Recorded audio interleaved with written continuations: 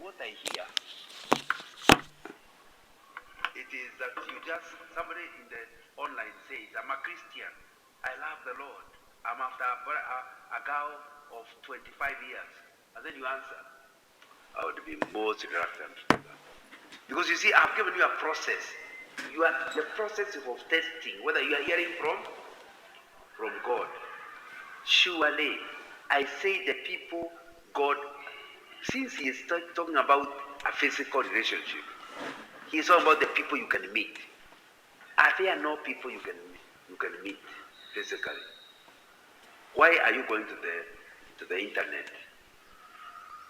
And then we will not encourage that idea of the internet. You need physical presence. Because marriage cannot be lived in the internet. Marriage will be lived. And then that's my first point, that I believe marriage is physical, so therefore people need to meet physically. Number two, I fear for the many stories I'm hearing of people being murdered, ending up in trouble in those cases. Have you heard of it? So a Christian who believes in God choosing, why can't they believe that God will bring the person our way? If he can use Jomo Kenyatta to bring me a wife, he doesn't love me more than he loves you. Am I communicating? So I don't see why you should throw yourself available in the internet, anybody, anywhere. So the risks that are going on there are quite an issue. Number three, remember, it needs to go on for quite some time. I've talked about a predating. You get my point? How does that happen when already he has said it's a date? By the time he is meeting you, it's a date. You have not had time to know each other without thinking about a date. I feel very uncomfortable with it. So I would very easily discourage. Joining groups, that's okay. Fellowshipping, even on the internet, that's okay. But dating in the internet, why can't you can be in a group together, you don't know each other, then you get to know each other. Are we together? But it cannot be that the first meeting is I'm dating you. Am I making sense? Now, but somebody who disagrees with me can help me, because that's not an area I'm an expert in.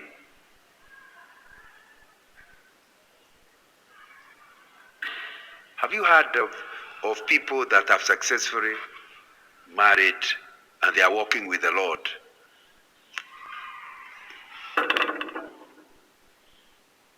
Through the internet. Anybody knows anybody?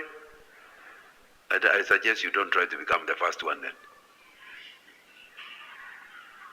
Yeah. But I am not suggesting it isn't wrong fellowshipping the internet. But fellowship until there's some level of knowledge before you start dating. I'm saying even the ones you meet physically, don't call something a date just because we have to be together. No. Let's get to know each other. One of the ways of ensuring you do that, my brother, if you talk to Sister Atieno, and she might start thinking you have picked her, let her know that yesterday you are with Mr. Nyambura. Am I communicating? So that she knows you are not, there's no arrangement, there's nothing. Because she can start assuming there is something. Talk in a manner as to your part to know. There is still nothing. But sometimes we are very selfish and unchristian. You allow the girl to continue thinking there is something when there is nothing. It's unfair. It's unbiblical. Yes? Yes? To do what? You say it. We grow with Yeah. Yeah, that said you go down. Using the Bible, it's very clear you cannot marry an animal, you cannot marry somebody of your gender, and you cannot marry somebody you cannot meet. Can you see how the circle got smaller? All based on the Bible. Yeah. That's it. So we have already done that. Yeah. Now we have narrowed it down to this. Now you're in a small circle We're in a small circle. of people of opposite gender. Yes. And they are born again. You're in the same fellowship. You are romantic, you're broken. Yeah. But sometimes there is to remember that sometimes you feel yourself. So if it's a man, like this truly And they are all your friends. They're all your friends. Yeah. They're all gonna be. You like them more. You enjoy the company of all. Their company. Yeah. Almost equal.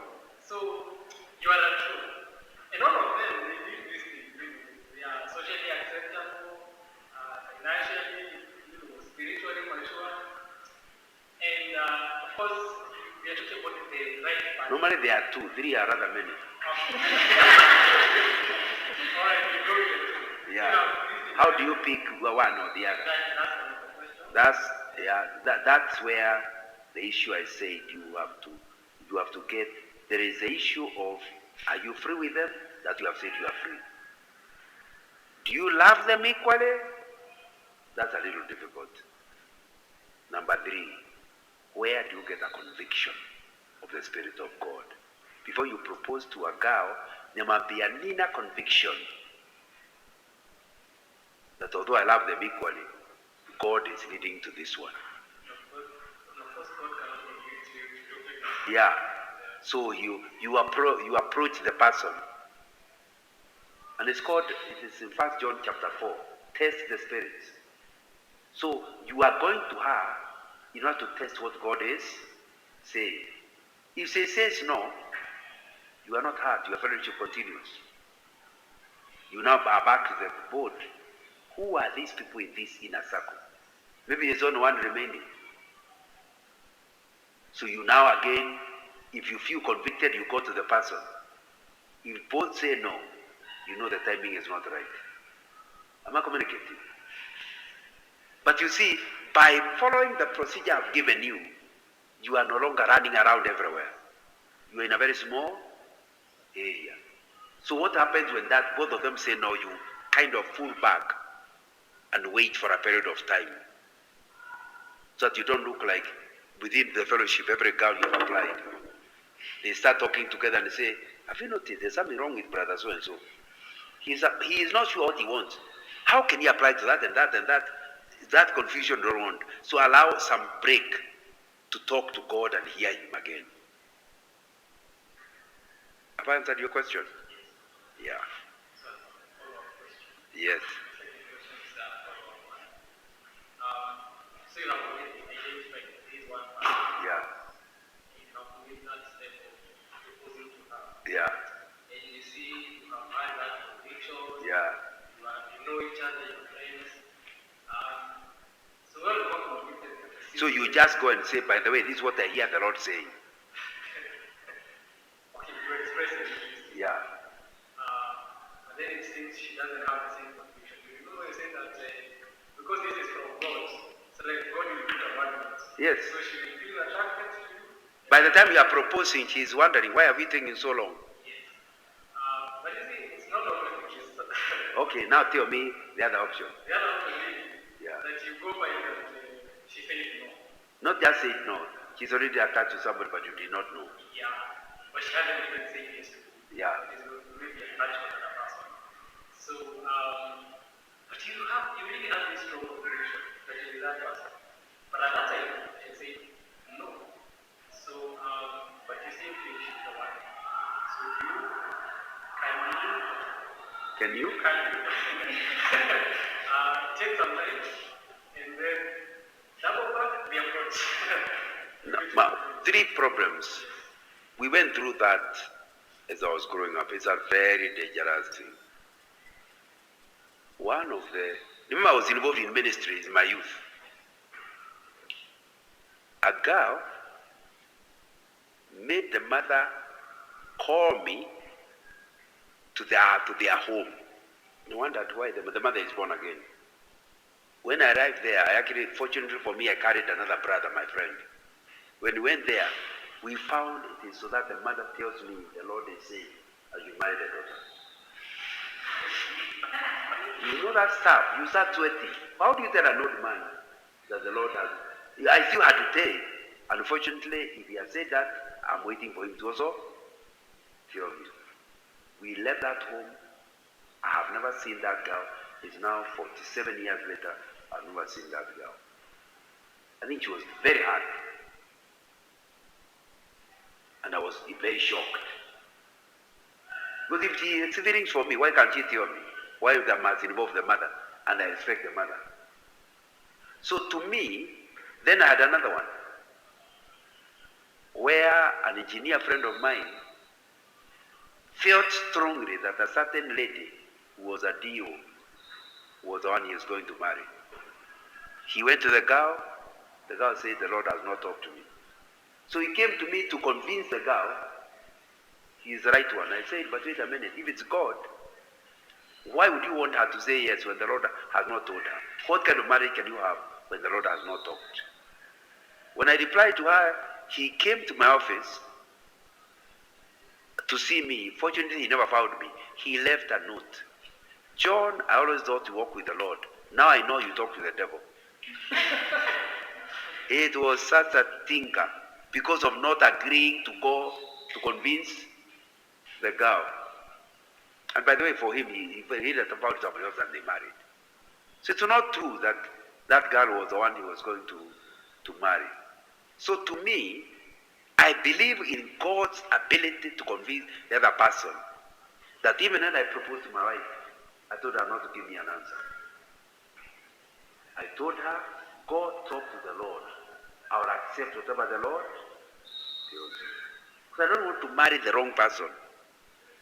So I don't want you because you have nice feelings for me to say yes because you feel nice about me. What is the Lord saying? So I gave her time to go and pray. And then we meet again.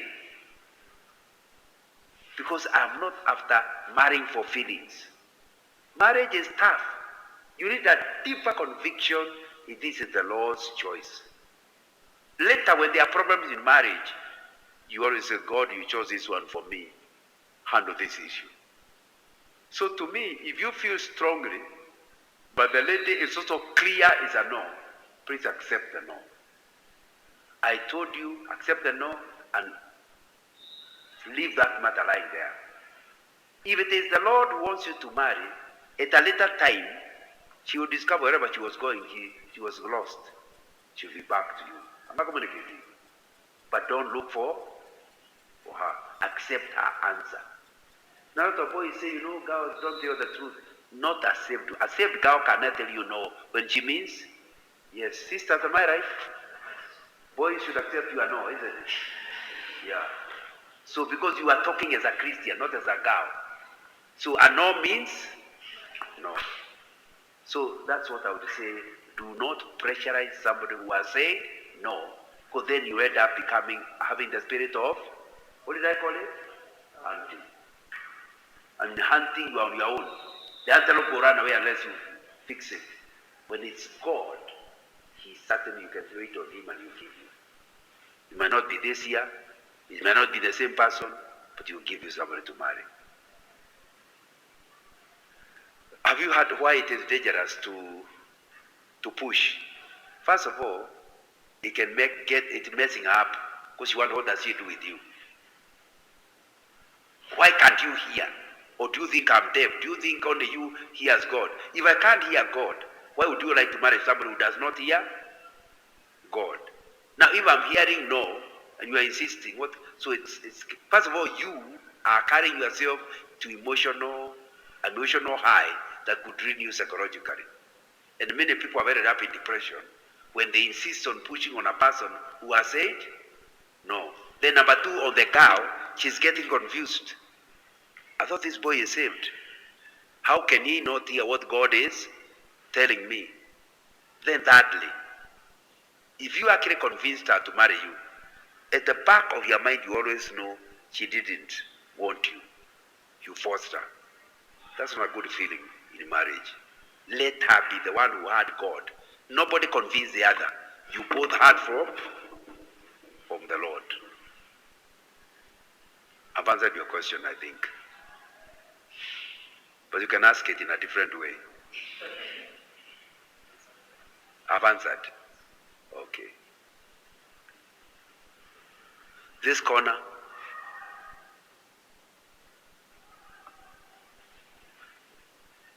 Did I say something you understood or you heard nothing? So you don't have to ask a question. You cannot tell me what you heard. What is your takeaway?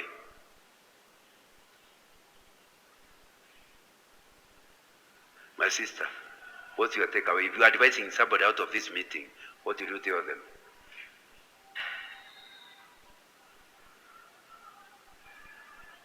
I'm listening. That way I will know what you heard, yes? Sorry?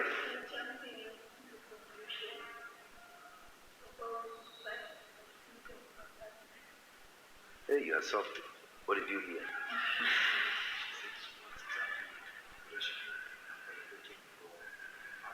Oh, in other words, you're on that one. Don't hear because somebody has visiting your room very regularly. You start assuming he's the one.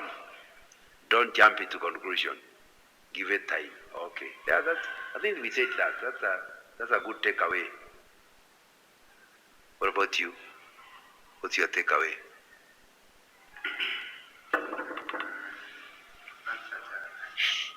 For a Christian, you don't choose a partner. You find the right partner.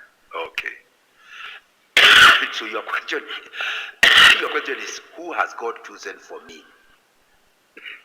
Because you believe you will choose. Okay.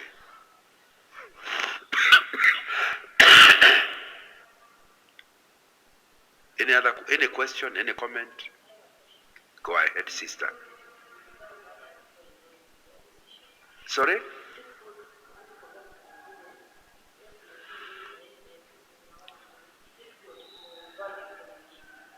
Can you repeat the way you understand it? She means, but she's asking according to how I say. Yeah. Is it good before maybe it's a lady who has been approached by a guy? Yeah. Like you consult maybe like your close people, your close committee about this guy has approached me. What do you think about the guy? Can I say all this? The question you're asking is, how do you hear God? My book on finding a life partner has a chapter on discovering God's will. How do you hear God? It is true that advice is one of the options. God can talk to you through advice. So, but there needs to be people who pray. Not people who are telling you the ideas, but people who pray. So that what they are advising you is what God has said. So, there is nothing wrong with it, but be aware of the dangers. In fact, the Bible says, on the issue of advice, something must be established in the mouth of 2 or 3 witnesses. That means the first witness may be a bishop, you still don't act. Second one is a bishop, is an apostle, you don't act. 3 people. Why are you doing that? Because it's possible for advice to be wrong. Maybe you're asking a sister about a brother he is after, she's after, and here you're asking, is it okay for me to say yes? Once you say yes, she's blocked. Isn't that a reality? Yeah, you are really asking too much of the person. So it's okay to ask as long as you're aware of the risk. In fact, in my mind, if you are praying about God's will, it's good to have a prayer partner. And you will not be asking what is your opinion, you'll be asking what do you hear the Lord say. I think it's a good idea. But one thing that is certain, do not be in a hurry to say yes. Give yourself time of prayer. Number 2, if somebody is approaching you and you don't even know them, tell them the truth. But I don't even know you. Why can't we first of all know each other? Then after that you can ask the question. No, this brother has just come. Except that you only know that he's the treasurer of the CU. You don't know anything else about him. How can the issue of marriage arrive with such a person? I told you there must be a period of friendship before the proposal. Did I say that? So don't reply to proposals of strangers. Say, I've not said yes or no. I need to know you first. And that means that you have to have several meetings, several issues, with no commitment to either, until you know the person. Once you know him, you know where he is in the circle. Remember the wrong circle? You get to know, is he really somebody committed to the Lord? Is he somebody whom the Lord has given me feelings for? All these things cannot be done on a stranger. You need a period of fellowship, relationship, which is not committed. You are not committed to one another. But brothers do that. Am I right, sister? Just total stranger say, may I marry you? Who are you? And why are you rushing? Why can't you ask, can we have tea? I don't know, in Nandi, whether it's called tea or whether it's called coffee. Can you have tea? Then have coffee. Or maybe it's walking. When I was at the university, there was a place called Arboretum. You can walk with a sister to Arboretum. That's not commitment. You're just getting into one another. By the time you have to answer that question, 4 things must be clear. You must be sure about his salvation by looking at how he got saved, how he has walked with the Lord, what issues he has gone through. That don't propose to a girl until that is established. Number 2, you must know where he comes from, who are his parents, what is his history. Even if the mother is a witch doctor, you better know it. Doesn't mean you'll not marry him because he is at least the grandchild of a witch doctor. But at least you need to know that background. Are we together? So you must establish the background so that you are clear who you know his salvation, you know his background. Thirdly, you must know his vision. You can't know that by picking somebody here. What vision? What does he regard as his calling? Because marriage is about callings. If somebody is calling one direction, you go to another. That should be indication enough he's not candidate for marriage. For example, you want to go to Saudi Arabia to serve the Lord. This boy is looking for a green card to America. Should you be saying yes? No. Because he cannot agree to go to Saudi Arabia to witness. So vision is important. That's why all these time we are talking to each other. Those are the things you are establishing. Where does he regard as his calling? Can your calling and his calling be congruent? If not, don't touch him even in the wrong pole. Fourthly, you are checking this in this actual relationship. What is view of marriage? You know, he may be a Kikuyu who is looking for Murugeri, a cook. He has grown up being told, men look for cooks. So you must establish, do I want to be a cook? Do I want to marry a man who is going to make me a cook? So you need to find out, what does he think about marriage? All that before commitment. Am I communicating? That's why this period is important. And initially, a friend of mine, after they had gone to the girl's place, he came back to Nairobi and told me, can you imagine? So-and-so is a whole year older than me. In other words, it's like he wants to break the relationship because he talked with the younger brother, and the younger brother is nearer his age. Therefore, the sister he was dealing with was 1 year older. Said, how did you talk all that while without knowing her age? These are things we can establish without a relationship. Am I right? Yeah. And it doesn't mean when you discover that he's 2-3 years older than you drop. But you consider it and factor it in, isn't it? But don't say yes or propose to somebody before that information is available. Why? Because you are trying to see, is God in this? Those things are a way of testing. You discover somebody is older, you say, but I have enough love to cover that age. You discover somebody that has a wrong view of marriage, but I love him enough. It's okay even to be a cook to him.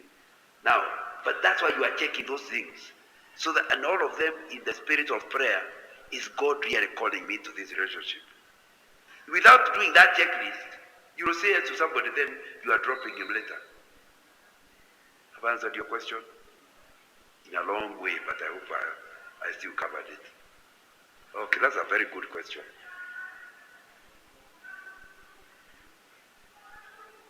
Anybody else? Yes, brother. Yeah.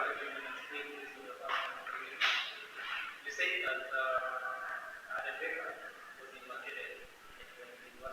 And I'm from Nyandarua, she's from Embu. So we have no geographical way of meeting.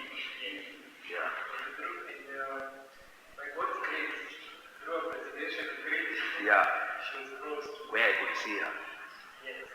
Because there's no marriage without physical. Yes. Yeah.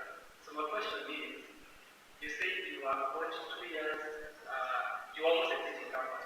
I was going to my final year when they arrived. Final year. Yes. Good. But it was long enough for me to meet her. Yes. I didn't propose to her until after campus, but I met her. Yeah. So you had been in campus all these years, and there were other girls in campus. Remember, they were there, but I didn't feel God had led me to anybody. Right. So, Until when I became chairman, is when the thought came higher. I'll go to that year. I'm in the second to final. Hey, how will I ever know who to marry? Then I realized this is not the right thing. Even after campus, God can show me who to marry. But the idea came because I have today come. Earlier I'm there begging God to show me along the way. It didn't matter when, how. But once I became chairman, I knew now if I actually started the relationship, it will affect the ministry. But have I understood your question? You have not asked the question yet. Okay. Yeah. She has no boyfriend, I have no girlfriend. There are many ladies from Makere. So my question is, Yeah. so how did you establish, maybe you can have talked it along with, but in your experience, How do I establish she is the one? she is the one. Exactly the way I told you is the one. She's among the people I'm talking to when I'm at Adia. She's among the people whose company I'm enjoying when I'm at Adia. She's a person I have feelings for when I'm at Adia. So when I'm not outside and I'm thinking about it, she is in the inner circle. I get a conviction she may be the person. So I go back and say, might you be the person? Pray about it. Tell me what the Spirit of God tells you. Have you now understood? Yeah.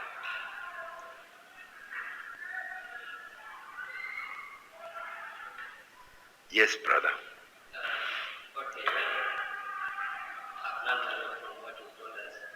And you told us that we need to know this person originally, where she comes from, where he comes from.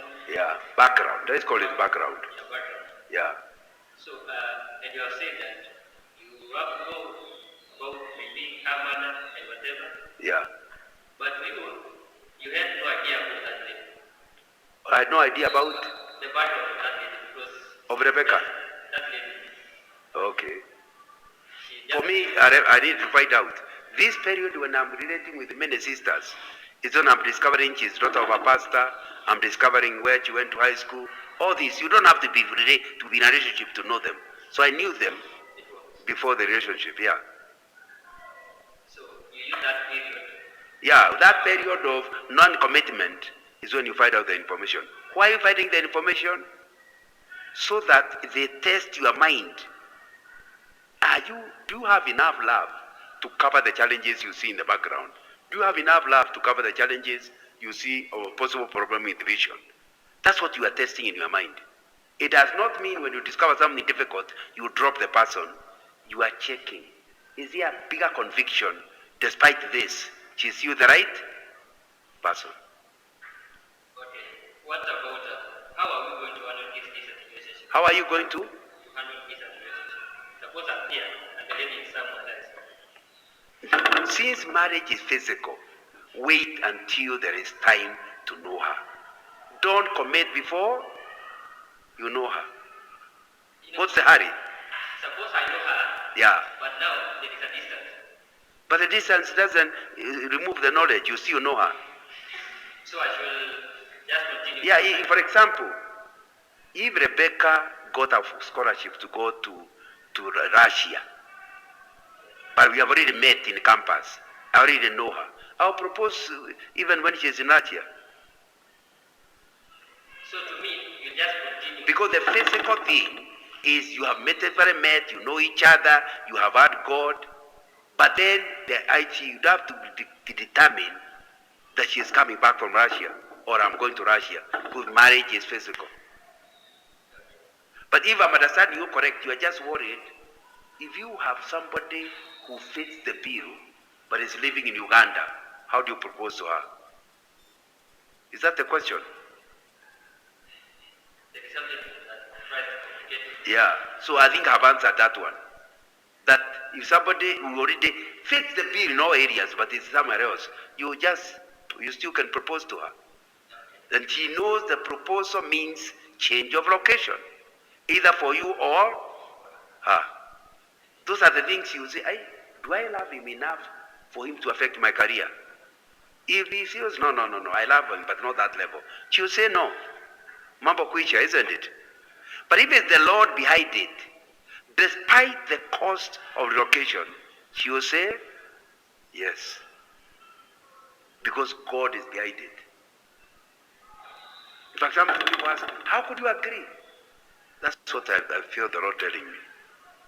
People, to get married, people sacrifice everything.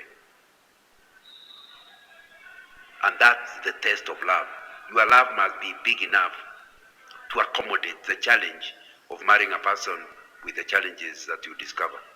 But you need to discover them in advance.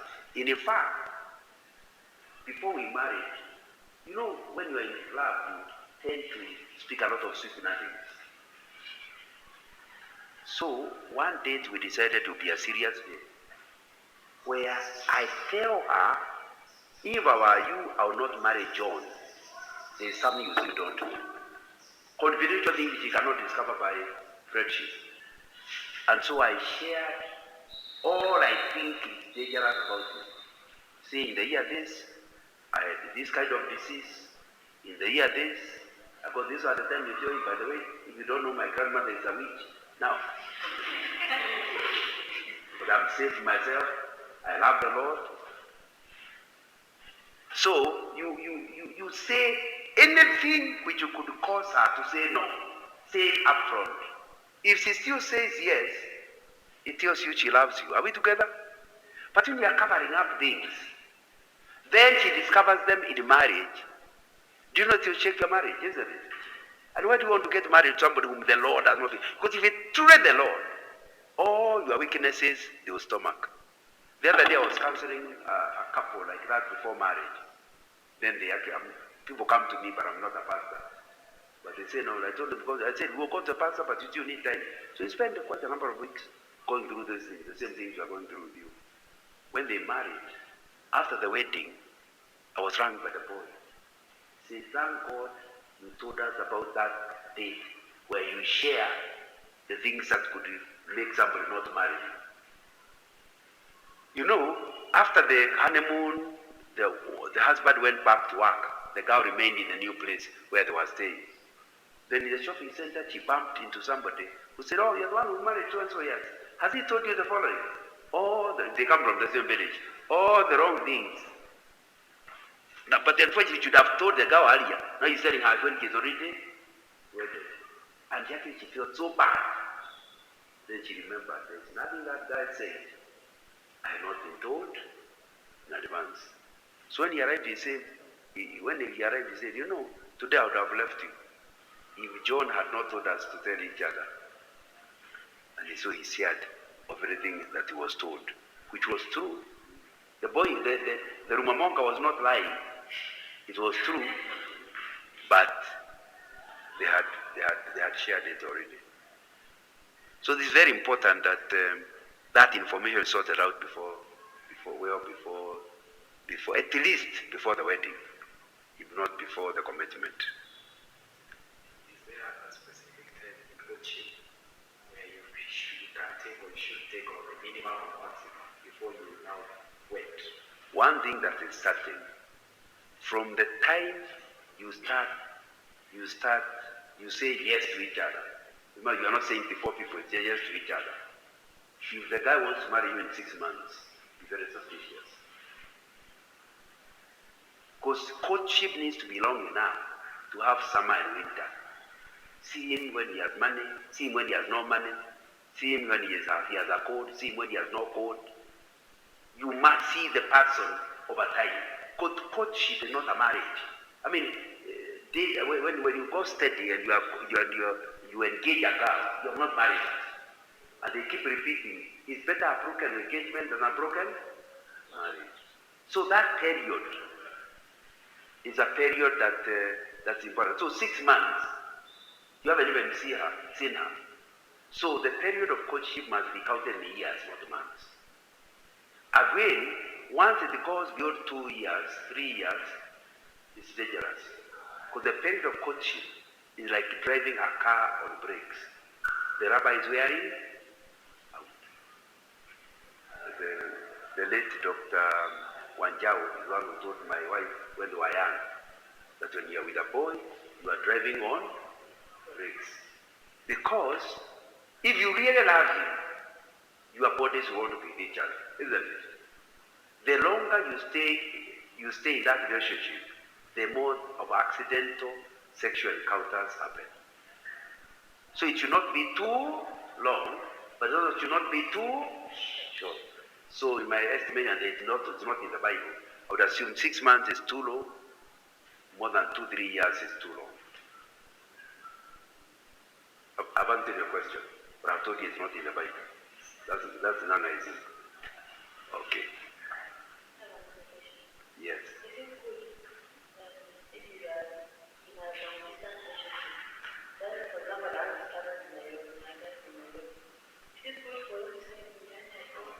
To send what?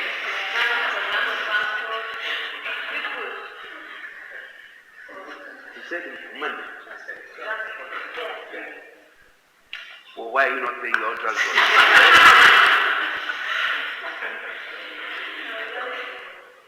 Yeah, so you need to be very careful that if somebody invests in you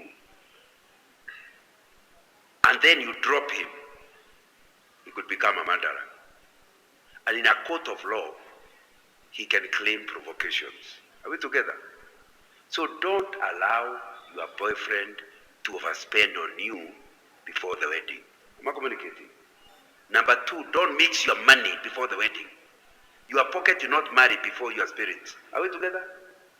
Because any engagement has a possibility of breaking. And if that possibility is there, then what happens to the investment in money? And that's why you cannot have sex with somebody you have not married. Because he could sleep with you, and then he die, like Amnon, he hates you. So the relationship can't continue.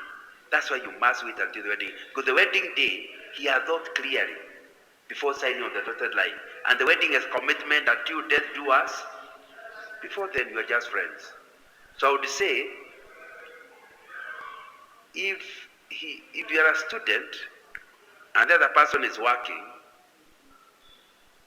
obviously you'll not be able to contribute a lot to the financial implications. So it may be, you need to discuss this ticket that's costing you 30,000 shillings, and yet we are not married. Is it a kind of money one day, if the relationship breaks, you will be asking me?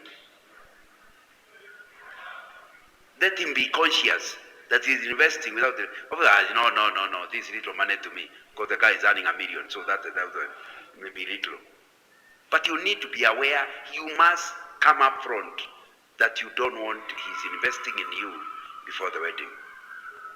That's why if somebody is paying school fees for you to marry him, that creates a lot of problems. Am I right? Because if you feel God is, if you follow the process I gave you, and it turns up that he's not the right person, and he has educated you for 4 years, can you see why people kill others? So it's not a matter, not very good. However, somebody can pay school fees for you. As long as upfront you have agreed, it is helping. If it leads to marriage, welcome. If it doesn't lead to marriage, I don't owe you anything. Or I owe you, I'll pay back the loan once I'm working. See, serikali tunalipa. But don't allow, don't eat, there's no free lunch. Don't spend your money or don't allow somebody to spend money on you. So it means that if you date a girl, you must allow her to buy you tea also. Both of you are earning, isn't it? So it doesn't look like I'm the man. You're earning 20,000, she's earning 35,000, and you're the one paying tea all the time. So it needs to be understood that both of you are interested in this thing. So you both invest in the relationship. Have I answered your question? Okay. But that's a very good question. Yes? Many young struggle with the question of age, especially if the lady is older. You are having a problem with age. Yes. Many people have that question of the man, the lady is older. Let's be clear. I already raised the issue of the guy who was saying, she's a whole year older than me. Later in life, you could not even imagine. Because you see, they look the same age. What's 1 year? It's neither here nor there. So age is not written in the Bible. There's nothing to stop another man marrying a younger girl to marry another boy. Biblically, there's absolutely nothing. However, sociologically, there are 3 problems. Number 1, if you marry an older girl, she might not be able to give birth if she passes menopause. Are we together? You need to be aware of the implications of marrying somebody older.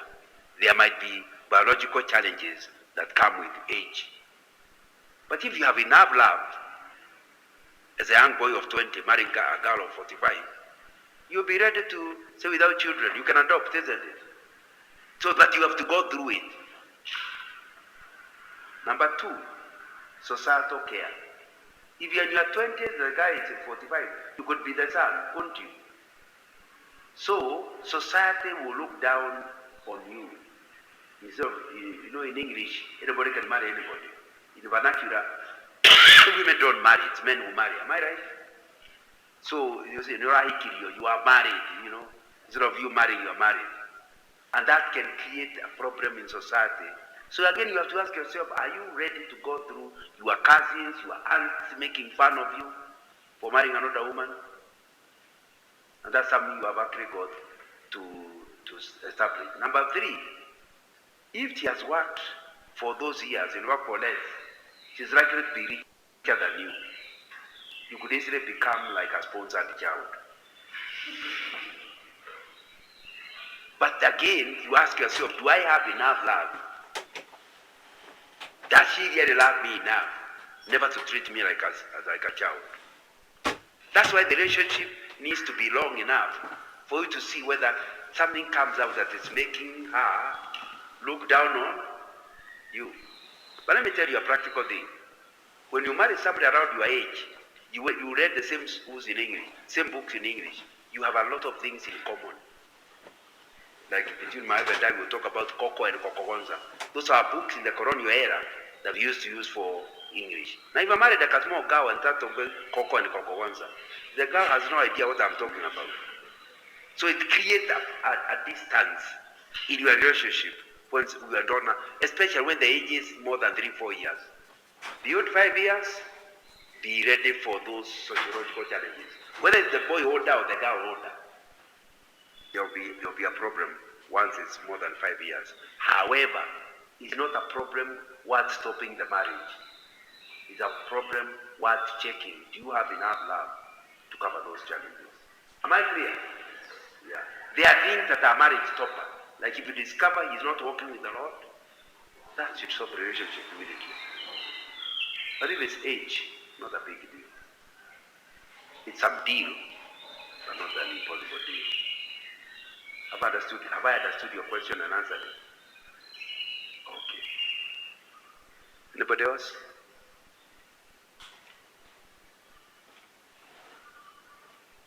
Yes. I'm trying to be louder.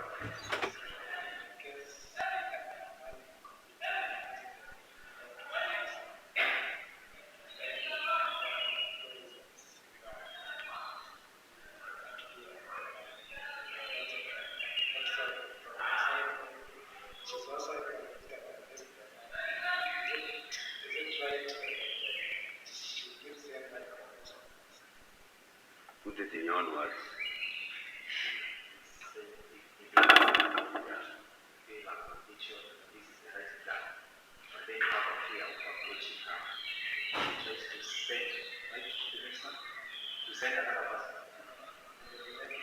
Say the letter.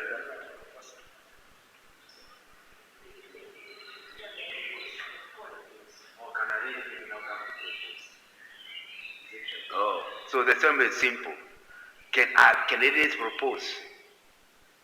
Not because the boy can't propose, but is there something wrong? Again, the Bible says none. The girl can propose, a boy can propose. It's okay, theologically. However, sociologically, a girl who proposes tends to look like she is too domineering. And if that begins at that stage, it may affect the marriage. Are we together? Not because of the Bible, but because of our culture. Are we together? Yeah. And even as a girl, you need to be afraid that every time there's a problem in the marriage, you're not doing everyone to you. You are the one who. And that can be a problem in marriage, isn't it? So my suggestion is as follows, my friend. If there's a relationship going on and nobody is saying something, if I'm the girl, I need to call the bluff and say, this relationship has been on for 2 years, it's going nowhere. The best thing is for us to drop it. If he says it's okay, you know it's not that he's quiet, it's that he doesn't like you. If he actually allows the relationship to die, that's okay, that's good. Because you cannot have a marriage with somebody who can't talk. Marriage and communication is usually. So if he can't talk now, how will he talk? Then that should be enough to stop the relationship. So don't say, he loves me, it's only he's unable to talk. How come he's giving lectures? He is shy, I agree. But once you are free with somebody, shyness disappears, isn't it? So when you see somebody not proposing, it is not because they are shy, because they are not sure. So to me, what I would do as a girl is not to propose, but to demand we must take action, one way or the other. Tell me what you're after this relationship, otherwise we drop it. Then the person will say, hey, no, I love you, da, da, da. Now, why didn't you say that? That's a topic for another day. But now you are stopped, isn't it? But you can't push people to a corner. If you talk, I'll commit suicide, please commit suicide again. Now because you are not the kind of girl he should marry. If you don't have maturity in the Lord, why would he marry you? So girls do that. Unless you propose to me, unless you marry me, I'll die. Please die. It's important that you marry two mature people who can stand with the Lord on their own. Come together, they enrich each other's relationship. But if you marry somebody who is needing help, you will become tied up to helping, and the other person doesn't have the give and take. So it needs to be both parties are interested in this relationship. Are you getting my point? So when you find you are finding it difficult to ask the person, there are three possibilities. You don't have a deep conviction about the issue. Number two, you are afraid you could say no. I hope I've now prepared you to know saying no is not a big deal. Have I communicated that? So propose, because even if she says no, it confirms one area not to continue. Not to waste your time. So propose, let her say no, mambo kwisha, you wait on God. Thirdly, I think it's important to understand one of the reasons you are being shy about it is because maybe she's Mama Kali. Now if she's already Mama Kali, you feel this is the kind of person who can tell you off, embarrass you in public. Don't marry her. So if that's the reason why you're afraid of proposing to her, it's good reason not to propose. Because you feel, hey, this one can finish me. Now why go that direction? Because that means you don't have a conviction of the friendliness I talked about, enjoying each other's company. You're always frightened in our presence. No, it's not a good place to progress. Have I answered the question? Okay. So we finish there, McKenna?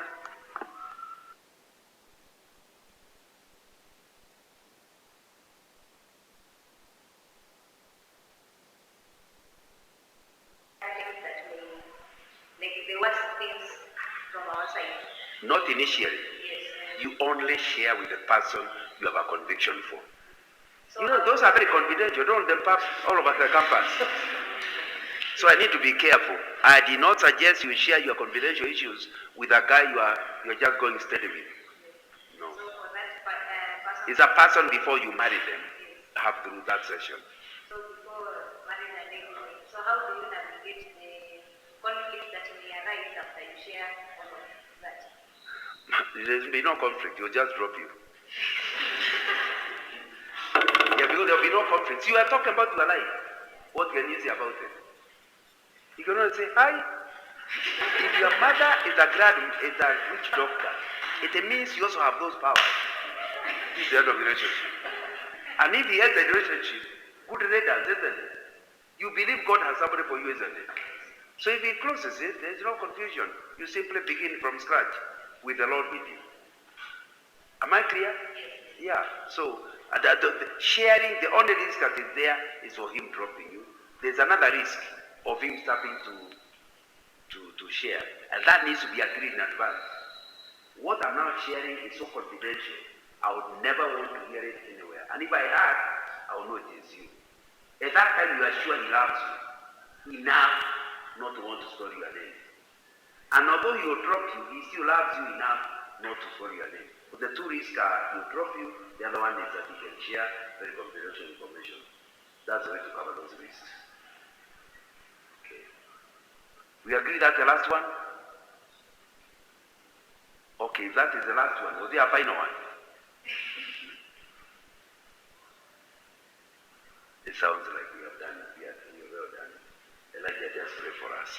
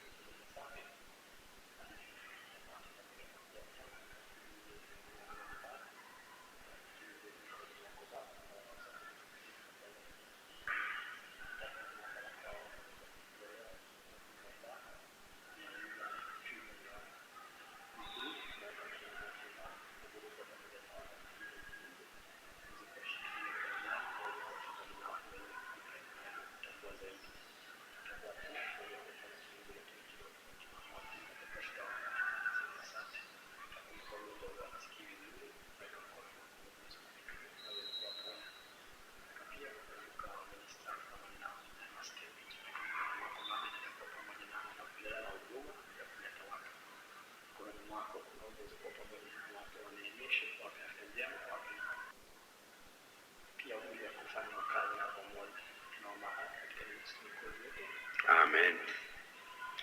You have my telephone number. Some of the questions are confidential. You can come direct to me. Is that okay? If you SMS me, I know you have no pocket money. If I feel I can't answer on text, I'll ring you using my own money. Is that okay? Yeah, let's talk. Anything that can lead to a good, stable marriage is a way of building the church. Bad marriages destroy the church and destroy God's work. Baraka ya Bwana.